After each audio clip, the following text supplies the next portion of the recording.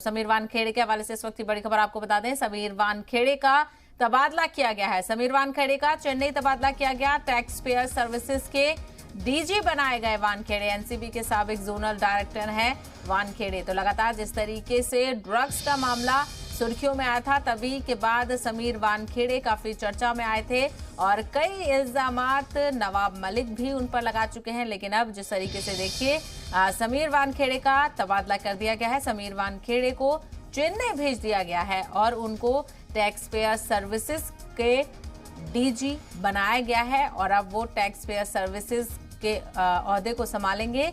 आपको बता दें कि एनसीबी के साबिक जोनल डायरेक्टर रह चुके हैं समीर वानखेड़े।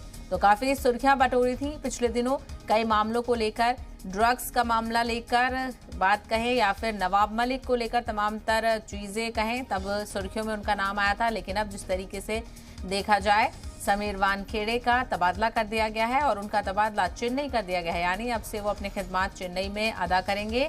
और साथ ही साथ आपको बता दें कि उनको चेन्नई में टैक्स पेयर सर्विसेज के डीजी बना दिया गया है, यानी अब वो टैक्स पेयर सर्विसेज को ही देखेंगे।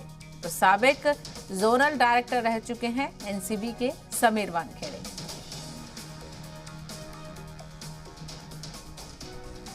तो बड़ी खबर आपको बता दें, समीर वानखेड़े का तबादला कर दिया गया है। अब समीर वानखेड़े चेन्नई में अपनी सर्विसेज अंजाम देंगे और आपको बता दें कि उनको टैक्स पेयर सर्विसेज का डीजी मुंतखब किया गया है।